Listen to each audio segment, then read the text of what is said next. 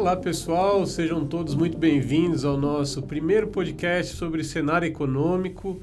Eu estou aqui hoje com dois colegas, analistas de investimentos da FUNCEF, a Camila e o João, e eles vão comentar com a gente um pouco sobre o que a FUNCEF está vendo sobre o mercado global, o mercado brasileiro, as perspectivas. Isso tudo é muito interessante para nós porque, como você já deve ter percebido, não existe uma economia que não esteja conectada, mas está tudo conectado. Então, eles vão explicar um pouco para nós, em primeiro lugar, como que é o trabalho deles, né? Qual a importância dessa análise que a FUNCEF faz e que o participante consegue acompanhar no portal da transparência, né? No boletim econômico, que toda semana é divulgado lá. Então, sejam bem-vindos. Camila, explica para nós um pouquinho como é o trabalho de vocês, essa importância de ficar fazendo essa análise sobre os cenários possíveis. Oi, Eduardo. Oi, pessoal que nos assiste. Nós somos aqui da área de cenários, eu sou analista de investimentos aqui na Fundação. A gente acompanha, né, o mercado, todos os indicadores econômicos que influenciam a economia, atividade econômica, inflação, taxa de juros, sempre acompanhando isso todos os dias, não só do Brasil, mas do exterior também, que é muito importante para podermos realizar análises que vão servir de subsídios para as políticas de investimentos da Fundação. E aí, João? Bom, primeiramente, bom dia Eduardo, Camila, pessoal que nos acompanha. É um prazer estar aqui com vocês e é um prazer também poder estar falando, né, para o nosso participante, que é o maior ativo, né, da Fundação.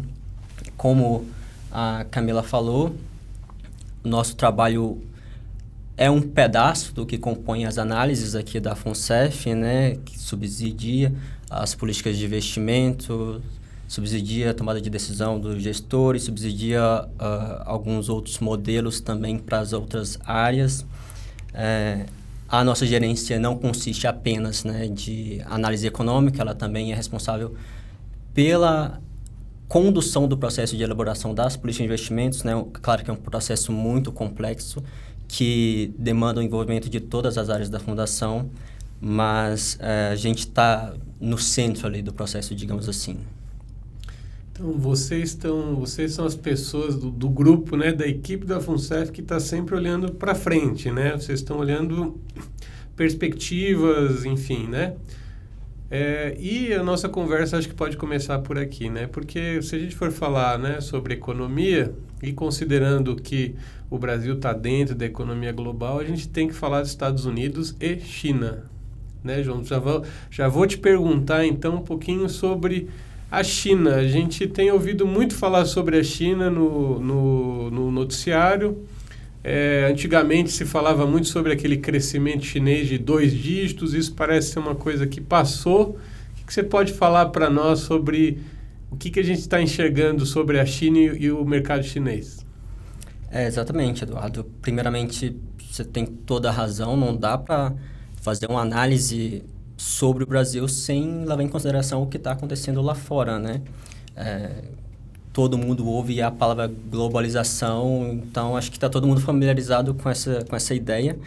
Mas é isso, né? Se algo muito relevante acontece na China, acontece nos Estados Unidos, acaba impactando aqui porque está tudo conectado, digamos assim, né? Quando a gente olha para a China, por exemplo, que é o nosso principal parceiro comercial, uma economia muito grande, como você bem disse, a gente acostumou, né, a ver a China crescendo a patamares estratosféricos, 2 dígitos. Mesmo quando não foi 2 dígitos, foi algo próximo de 10%, né, Camila? 9, 8, 7%, assim, crescimentos bem expressivos mesmo. Mas o que a gente tem visto de agora, um pouco mais para o futuro, e o que a gente considera que é o novo normal da China, é um crescimento menor, Eduardo.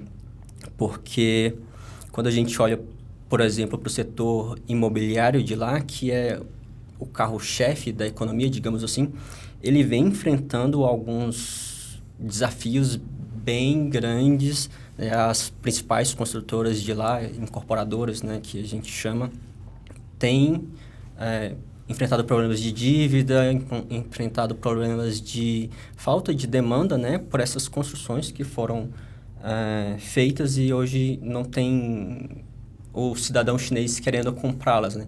Então, elas financiaram muitos projetos, construíram muitas coisas e não tem pessoas para comprar essas construções. Então, esse setor por lá está desacelerando bastante, consequentemente, acaba desacelerando, né, o crescimento econômico chinês e, como a gente estava falando, né, que é tudo conectado, essa construção chinesa, ela demanda, né, minério, né, demanda ferro, aço e tudo mais. De onde eles compram isso? Compram de diversas partes, mas boa parte é comprada do Brasil. Então, nesse sentido de conexão, acaba influenciando também as nossas exportações, né? João, é aquela coisa, né? O Brasil é um grande exportador de matérias-primas, né? E a China está na outra ponta, né? Deu um match aí dos dois países e... Deu match. Só que, então, a gente pode pensar, então, que daqui para frente, como você falou, novo normal, quer dizer, a China continua com apetite, mas um pouco mais contido? Exatamente, eu acho que contido pode ser uma boa palavra, né? Porque tem, além dessa questão do setor imobiliário, também tem a questão do próprio apetite mesmo do consumidor chinês. Porque o cidadão chinês ele tem estado muito resiliente em consumir mais. Então, não é só consumir mais imóveis, é consumir mais de maneira geral mesmo.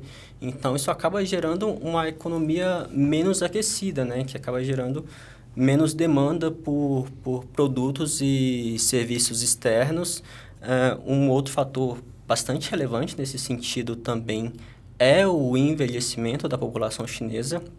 Então, assim, o Brasil tem 210 milhões de habitantes, né? Então, a China tem isso só de população idosa. Então, assim, a população da China está envelhecendo a um ritmo normal, só que a taxa de natalidade vem caindo ano após ano. Então, 2023 foi o segundo ano consecutivo em que a população da China diminuiu. Então, a taxa de natalidade deles já está entre as 5 mais baixas do mundo inteiro, de quase 200 países. Então, é algo preocupante, não só para a China, mas para o restante do mundo. Mas, assim, como você bem colocou, ainda é uma economia muito grande. Então, eles vão continuar crescendo a um bom nível, vão continuar tendo uma participação bem relevante no comércio global, mas não no nível que a gente se acostumou a ver. A Bolsa Brasileira, ela tem uma pegada muito forte de commodities, né? Então, assim, a China mexe muito com o nosso mercado, né? E mexe também com a nossa economia real, né? É mais ou menos essa linha aí, né? Essa é a linha de raciocínio, né? Como a gente já pontuou, né? Tá tudo conectado, né, Camila? João, queria te perguntar, então, assim, resumidamente, como que essa desaceleração da China, esse envelhecimento da população afeta aqui o Brasil. A China é um dos maiores parceiros comerciais nossos, né? Então, só para, resumidamente, você comentar para a gente como que isso influencia aqui. Acho que, para sintetizar, dá para falar em termos de exportações. Vai afetar, está afetando, né, e vai continuar afetando o que a gente vende para eles, né? Então, a gente vende muitas commodities, né? Como minério, a gente vende matérias-primas como um todo que eles... Soja. Então, assim, tudo que é matéria-prima bruta, eles acabam comprando da gente, né? Então, é natural esperar um menor nível, né, dessa demanda deles pelas nossas commodities, principalmente. Legal. A China é um caso que a gente sempre tem que olhar, né, com muita atenção, mas tem um outro país que é muito importante aí, que não dá para deixar de fora da conversa, que é os Estados Unidos, né, João? Eu queria que você comentasse um pouco, porque assim, os Estados Unidos a gente vê todo dia no noticiário, porque há uma discussão muito grande, um interesse muito grande de olhar para as decisões do Banco Central americano, que lá chama Fed, né? Federal Reserve, né? Explica para nós por que é tão importante o noticiário estar tão concentrado nos Estados Unidos, especialmente nessa questão da taxa de juros dos Estados Unidos. Perfeito, Eduardo. O pessoal vê as notícias, né, sobre o Fed cortou juros, o Fed não cortou juros, vai cortar, quando que corta. O pessoal deve pensar, poxa, e eu com isso, né? Como que isso me afeta? A verdade é que afeta e afeta bastante, porque, como todos bem sabem, né, os Estados Unidos são a principal economia do mundo e não é principal por pouco, é principal por muito, né? Então, assim, é o país referência para o mundo em termos de economia, né? E, nesse sentido, as taxas de juros por lá influenciam bastante as taxas de juros por aqui, na Europa, na Ásia. Então, não dá para a gente tomar uma decisão de política monetária aqui, né, controle de juros, sem levar em consideração o que está acontecendo lá. Só que eles, assim como a gente, precisa levar em consideração a inflação para a condução da política monetária, né? Porque o controle de juros é uma das respostas para controlar a inflação. Então, por exemplo, se a inflação está elevada, eles sobem os juros. Se a inflação está baixa, eles abaixam os juros. Porque o raciocínio é bem simples, Eduardo. Porque pensa o seguinte, se você tem lá uma renda fixa, um título do Tesouro, pagando uma taxa elevada, por que você não vai deixar esse dinheiro lá e vai abrir um negócio e vai fazer um financiamento, vai consumir? Então, assim, isso é muito relevante, mas aí o ponto-chave da sua pergunta é: as taxas de juros lá estão elevadas há algum tempo e, dada a inflação que não está cedendo, eles não estão vendo espaço para cortes nesse dado momento. Ô, João, vamos lá então. Eu acho que isso aqui é legal para o nosso participante, né? Então, assim, Camila também aí entra na conversa, né? Quer dizer, resumidamente, para quem não é muito ligado à economia, quando o governo aumenta a taxa de juros, ele está incentivando a pessoa a não gastar porque ela tem outras opções mais interessantes para deixar o dinheiro dela guardado. É basicamente isso, né? Sim, é basicamente isso. Né, sim. Você acaba incentivando uma desaceleração do consumo e da economia, porque, como o João comentou, né, a pessoa prefere poupar aquele dinheiro, rendendo a uma taxa mais elevada, né, do que consumir ou gastar. E, com isso, você acaba freando a inflação. Então, por isso que a gente fala uma política monetária contracionista quando os juros estão elevados, porque contrai a economia, você dá uma segurada na economia e na inflação, principalmente, né, que é o fator principal. E uma política monetária expansionista, quando você tem os cortes de juros que são para incentivar que as pessoas prefiram consumir, prefiram gastar, do que a poupar. Fazer a economia girar. Fazer a economia girar. Agora, tem um fato aqui que a gente precisa voltar um pouquinho, que eu acho super importante, né? Os Estados Unidos, como o João falou, e isso é bem importante as pessoas terem na cabeça, continua sendo a maior economia, mais representativa, isso não está sob ameaça, né? Não. É uma economia gigante. E ela tem um título público, o governo americano tem um título público, né, que é o Treasury Bonds, famoso. O título público americano é considerado, vamos dizer assim, o produto de renda fixa mais seguro do mundo, né? Então, assim, gente do mundo inteiro compra título da dívida americana, né? Exatamente. Essa a principal questão, né? Porque os investidores, eles vão olhar risco e retorno. Então, se você tem uma taxa que está te dando um retorno que você considera satisfatório com o menor risco possível, que é o caso das taxas americanas, né, dos títulos americanos, então é natural o dinheiro todo fica lá. Então, por isso, se a taxa lá está alta, o investidor vai pensar, poxa, eu posso colocar o meu dinheiro aqui nos Estados Unidos, que vai me dar $1 mais 5, ou eu posso colocar num país que tem um pouco mais de insegurança e receber uma taxa bem próxima. Então, é natural o investidor chegar à conclusão que faz mais sentido deixar esse dinheiro lá, né? Então, por isso que os analistas e economistas falam, né, que os Estados Unidos é o aspirador do mundo, né? Se a taxa está elevada lá, suga todo o dinheiro. Então, se o dinheiro está lá, ele não está aqui, né? Então, eu acho isso muito legal, porque a gente não pode olhar para a economia brasileira num vácuo, né? Assim, só a nossa economia. Quer dizer, se a taxa americana está mais alta, eu vou ter que balizar a minha taxa para atrair gente. É basicamente por que alguém investiria em título do Brasil se o título americano está pagando e aparentemente está num nível histórico excelente, né? Os títulos americanos, né? A taxa de juros do título americano, né? É porque, como a gente já comentou, a inflação lá continua resiliente, né? Por alguns motivos, como mercado de trabalho, que continua bem forte, tem mais vagas disponíveis do que pessoas querendo ocupar essas vagas, né?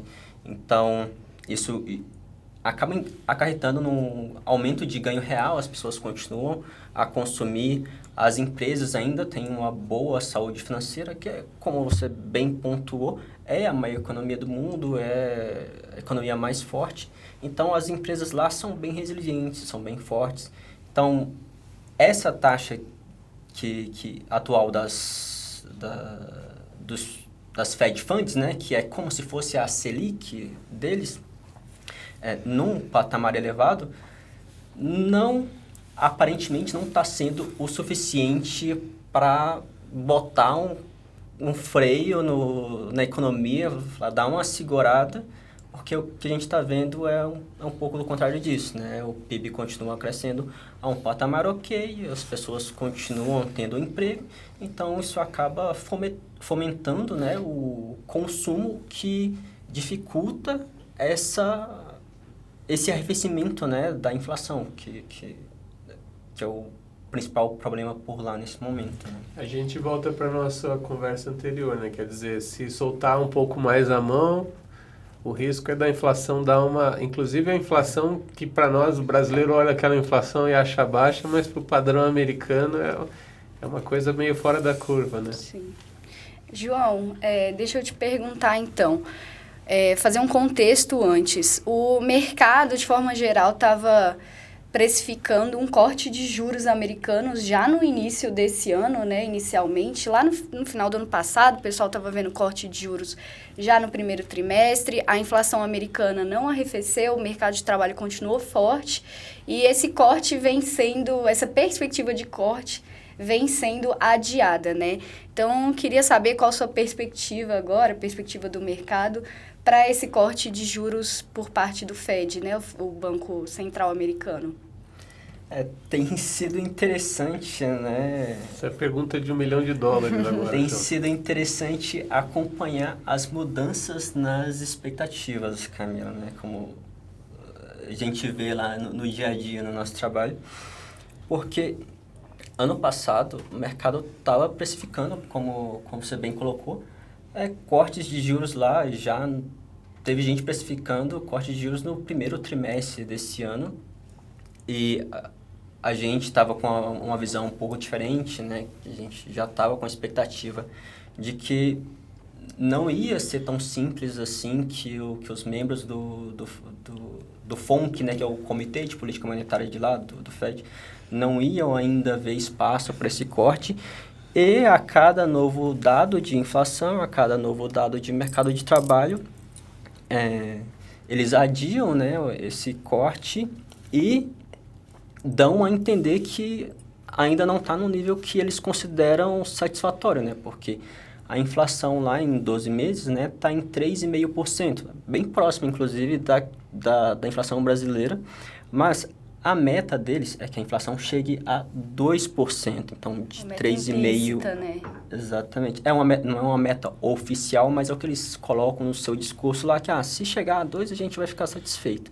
Então, ainda está longe de 2%, né? E quando a gente vê esse passo mais lento, mais demorado para chegar nesse 2%, os membros lá do comitê falam, poxa, não está ainda, né, no patamar que a gente gostaria, então esse corte vai ficar um pouco mais para frente, aí como a Camila comentou, os agentes do mercado vão adiando a sua expectativa de cortes, né, começou com o início do ano, aí foi para o meio do ano e agora a expectativa já está para o fim do ano, né, a maior parte do mercado está precificando que ocorram 2 cortes esse ano,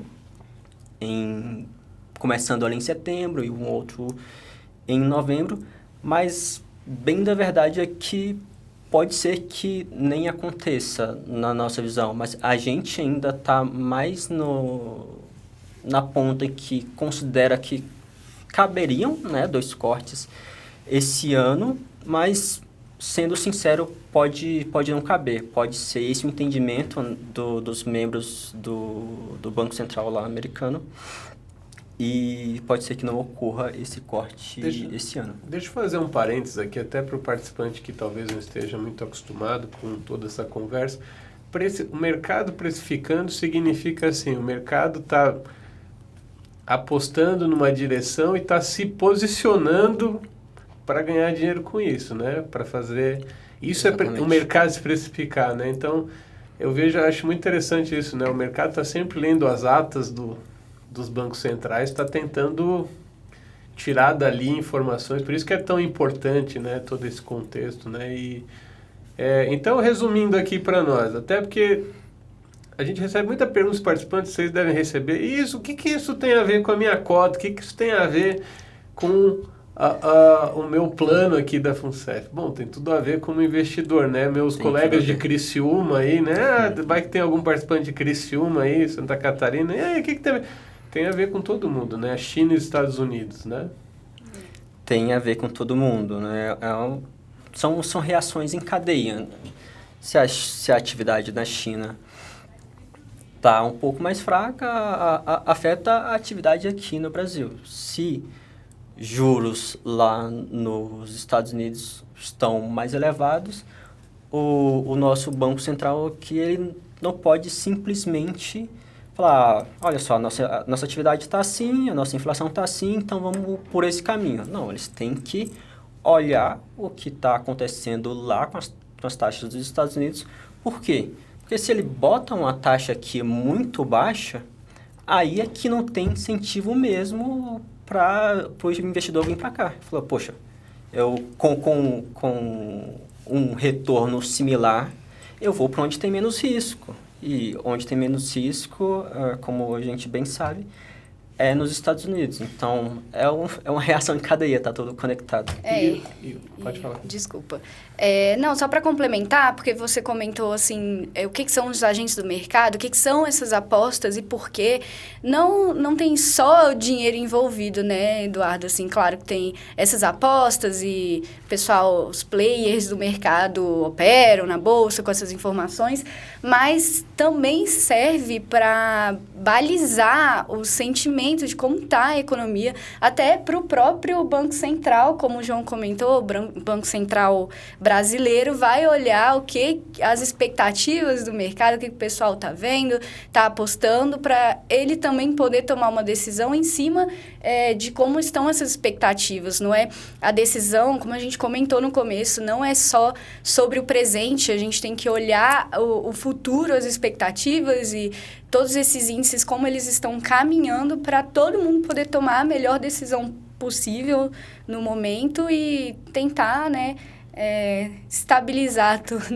Uma prova de que, assim, está tudo conectado é isso, né? Eu até acho legal a gente esclarecer isso. Por exemplo, uma grande empresa brasileira que quer botar um projeto novo, ele vai olhar o apetite chinês, com certeza, para frente e vai olhar taxa de juros, porque influencia inclusive no câmbio, né, Camila? No câmbio, no empréstimo. Tudo, né? O câmbio é um ponto bem importante, Eduardo. Quando a gente tem as taxas de juros americanas em um patamar bem alto, acontece uma fuga de capital dos outros países, como o João também comentou, é o aspirador do mundo, é os Estados Unidos. Então, quando você tem essa fuga de capital, porque o pessoal prefere investir num lugar mais seguro, com uma taxa mais elevada, no caso, os Estados Unidos, aí você tem menos disponibilidade desse capital no Brasil, por exemplo. Então, isso encarece, por isso que o câmbio sobe, encarece o dólar, porque você tem menos disponibilidade de dólar aqui, porque as pessoas estão investindo nos Estados Unidos. É uma fuga de capital e é questão de oferta e demanda. Quando você tem menos oferta de dólares aqui, você tem... Aí a demanda permanece ou sobe, você encarece esse produto, que no caso é o dólar. Então, o participante que quer viajar para o exterior e está monitorando o dólar, tem que monitorar a taxa de juros americana. A economia americana, tá vendo? Não dá para a gente não conectar tudo. Então, assim, seguindo por esse caminho, eu acho que a gente pode falar um pouco agora de Brasil, né? A Camila aqui vai falar um pouco do Brasil e eu acho importante a gente falar um pouco do momento, né? A gente acabou de ter um PIB trimestral aí que chamou a atenção positivamente, né? Sim. É um pouquinho acima do que estava sendo previsto. Então, Camila, como é que você está vendo aí o momento Brasil? Então, Eduardo, comentando sobre a atividade econômica brasileira, né, o mercado de trabalho está bastante aquecido, a gente está vendo que está tendo bastante abertura de vagas, a gente teve um PIB surpreendendo, o PIB do ano passado, de 2023, também surpreendeu, a gente teve um crescimento de quase 3%, isso tudo indica que a economia está bastante aquecida, está acelerada. No PIB do ano passado, a gente deve principalmente a uma safra boa, que a gente teve um PIB agro bastante elevado, mas assim, o que acontece é que a gente está observando um ritmo mais desacelerado daqui para frente. Por quê? Os agentes econômicos, a gente está observando nos índices de confiança, a gente tem, por exemplo, a Fundação Getúlio Vargas, que eles têm essas pesquisas de confiança do consumidor, confiança do empresário. Então, nessas pesquisas, eles têm a metodologia deles própria lá, né? Mas, basicamente, você avalia como está a expectativa dos agentes, da população. Então, assim, novamente, que é isso que é importante para balizar, para a gente entender como que vai ser o futuro e tentar tomar a melhor decisão possível. Então, a gente está vendo uma desaceleração, a confiança do consumidor, o pessoal está mais descrente, está vendo uma inflação um pouco mais elevada daqui para frente. A gente, infelizmente, também teve uma tragédia humanitária recentemente, que foram as enchentes, está tendo ainda, né, as enchentes do Rio Grande do Sul. É um impacto não só humanitário, acaba que impacta na economia também. E com isso a gente está vendo que a economia está dando uma esfriada, a perspectiva dos agentes é de inflação mais alta, tem o quesito também da política fiscal, dos gastos fiscais, o pessoal está vendo que vão ter muitos gastos pelas sinalizações, então isso tudo influencia para que a perspectiva seja um pouco mais negativa. Aqui na Fundação a gente está com uma perspectiva, né, João, de crescimento do PIB da economia brasileira de 2% ao final do ano de 2024. Se me permite complementar, Camila, Claro. Essa desaceleração que a gente está esperando para a economia brasileira, ela é algo proposital, né, pela política monetária, justamente para conter a inflação. Então, assim, a gente está com a taxa Selic acima de 10, está em 10,5%, e a inflação está próxima de 4%.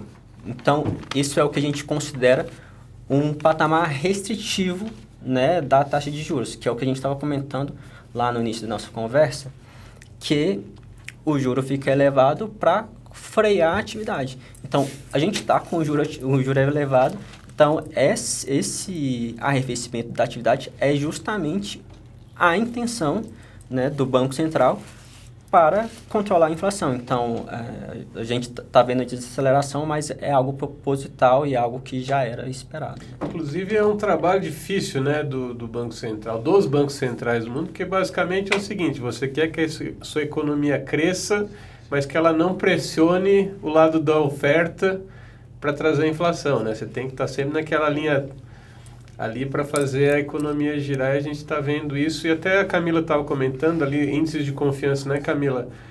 Basicamente, as pessoas respondem assim, você tá confiante que vai consumir mais aqui 6 meses, 12 meses, né? Você vai comprar alguma coisa. Quem não tem confiança não vai entrar num financiamento de 20 anos de uma casa, por exemplo, né? Mais ou menos por aí, né? Perfeito. Eu vou precisar discordar um pouquinho do João.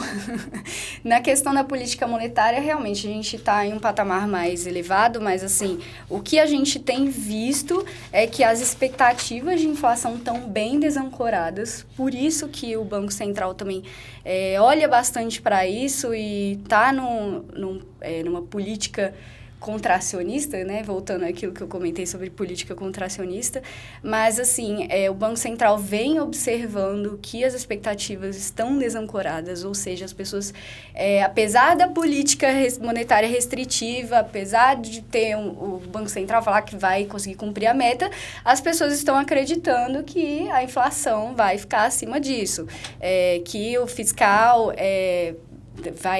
vai ser maior, o gasto fiscal vai ser maior. Isso tudo desancora, né? A palavra desancoragem das expectativas.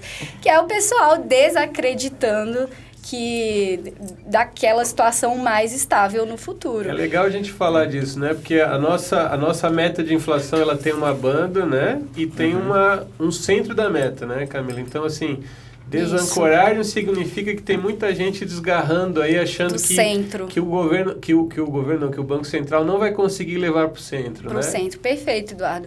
E assim, a política monetária contracionista também é para isso, para tentar frear essas expectativas, estabilizar elas, que estão desancoradas, e voltar a fazer os players do mercado e as pessoas acreditarem que a inflação vai ser cumprida, a meta de inflação vai ser cumprida.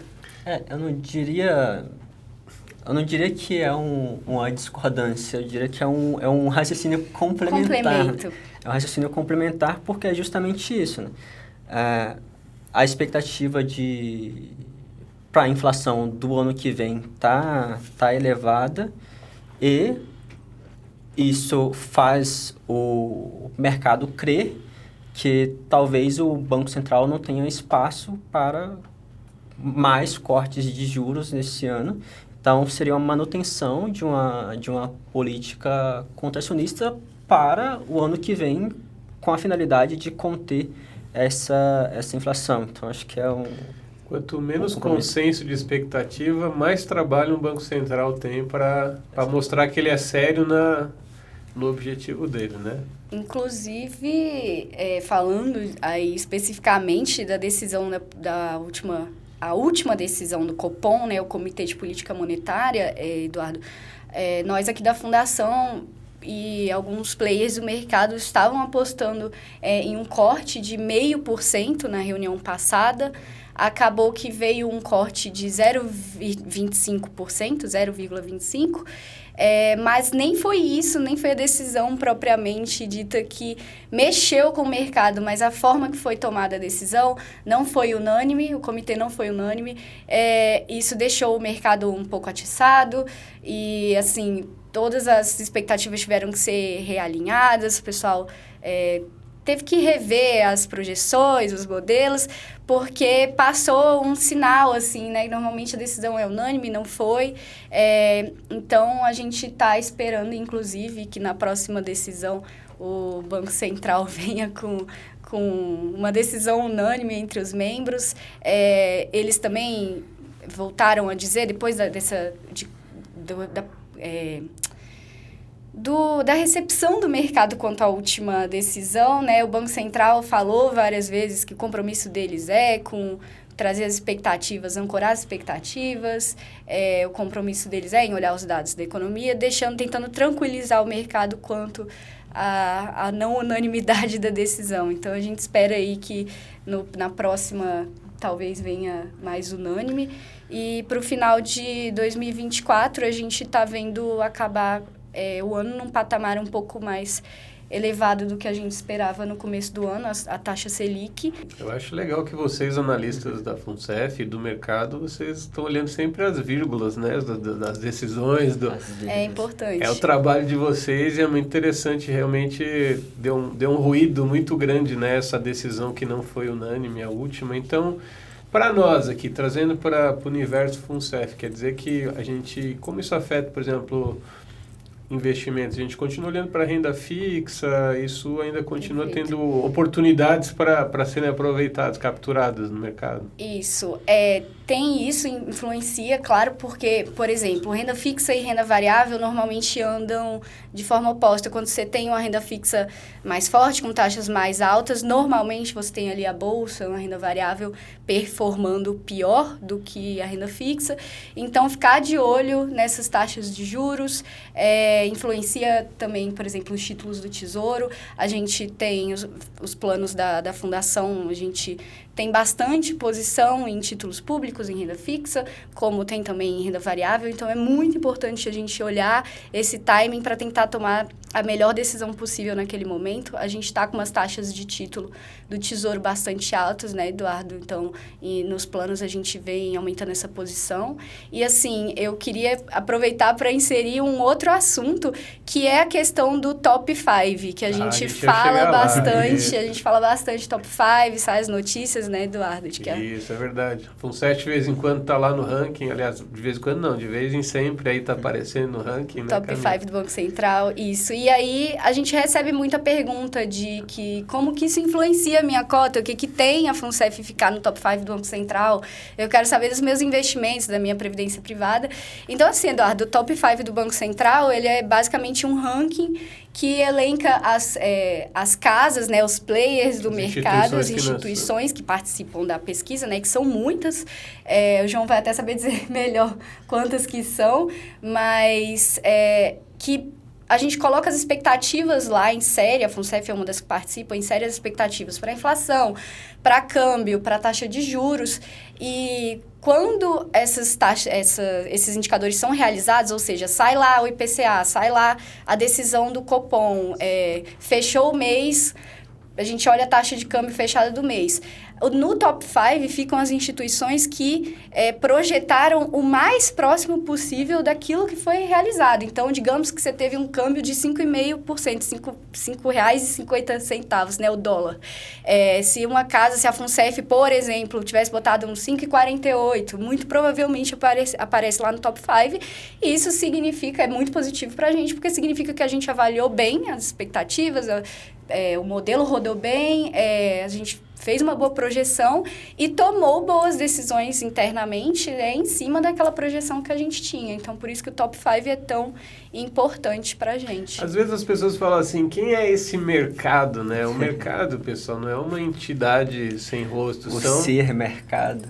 É um grupo de investidores institucionais, como a FUNCEF, por exemplo, investidores profissionais, grandes fundos, grandes gestores, que toda semana compartilham as suas projeções na famosa Pesquisa Focus. A Pesquisa Focus, que toda semana aparece no noticiário, ela traz qual que é a visão dos participantes do mercado sobre o futuro, né?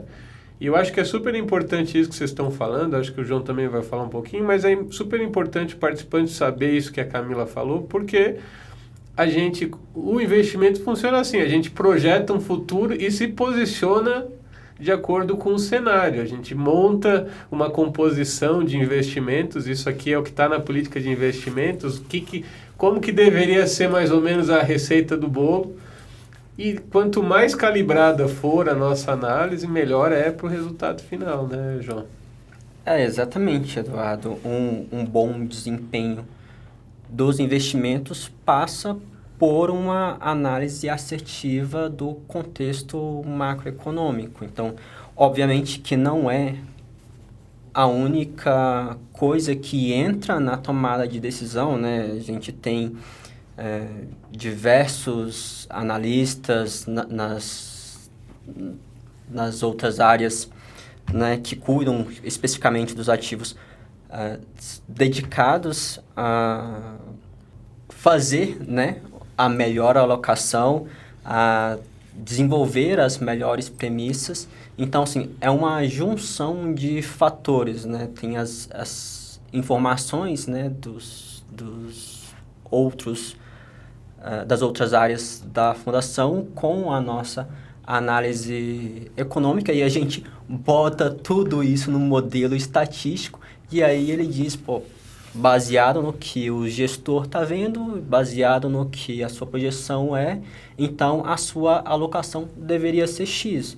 Então, assim, passa muito pela acurácia, né, da análise econômica o bom resultado dos investimentos. Acho bom deixar registrado que não é uma decisão arbitrária. A gente tem esse modelo que baliza as políticas de investimento, fora o que o João comentou, de que várias áreas participam, não é só uma área, não é só a gente aqui da área de cenários, da área de macroalocação. A gente tem um modelo que, inclusive, é próprio da fundação, é o modelo do ALM, né, Eduardo? Então, assim, tem todas essas projeções, modelagem estatística, premissas, regulamentações que a gente coloca dentro desse modelo. Esse modelo, inclusive, foi desenvolvido, né, como você falou, foi desenvolvido internamente e é, inclusive, uma tese de doutorado, né? Então, é um modelo bem robusto que orienta, né, a alocação que será feita com, né, obviamente, esse olhar de longo prazo, né? Porque a gente está num fundo de pensão, o nosso objetivo é prover o melhor futuro possível para os nossos participantes.